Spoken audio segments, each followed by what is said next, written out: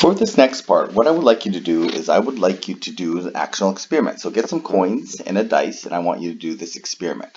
Okay, so we're going to first do a coin flip, and I'll just kind of show you what this should look like, and you're going to then go ahead and do it on your own.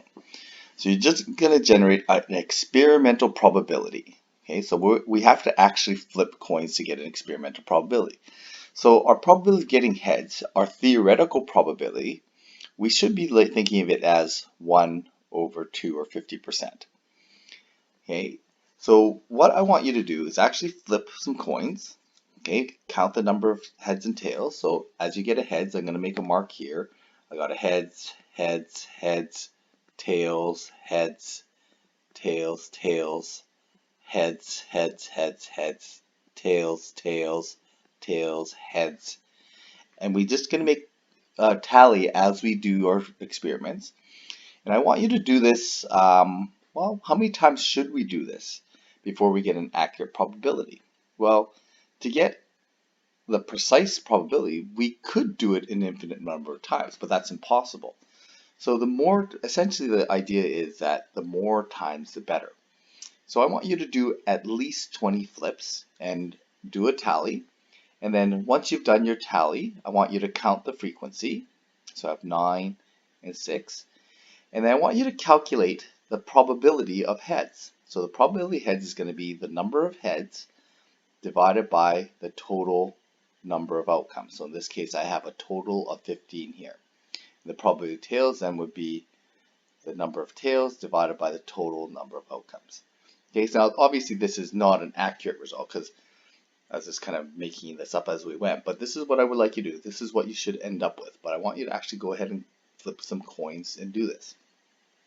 Same with the dice roll.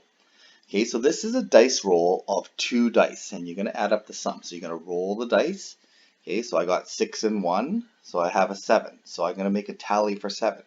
I roll the dice one more time. I got 4 and 4. So I'm going to make a tally for 8.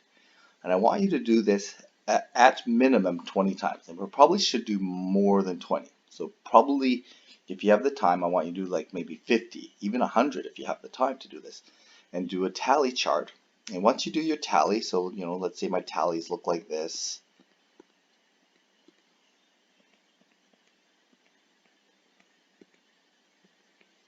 Okay, I want you to write your frequencies down.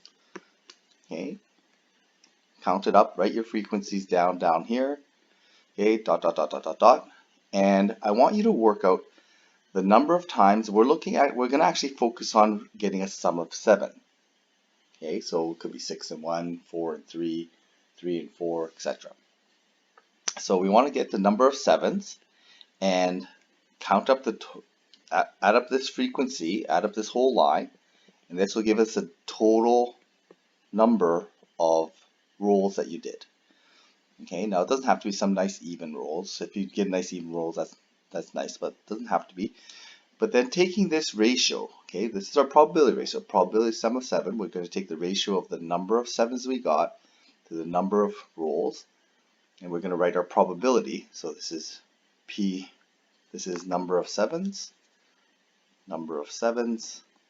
and this is the total, and we're going to get our probability this way. Okay, so I want you to do these 2 experiments and then fill out the charts and fill out your results and figure out what your probability here and here was. And we probably have a very good prediction of what this is going to be, but you may not have a prediction of what the total number, what the probability of rolling a 7 when you roll 2 dice. Okay,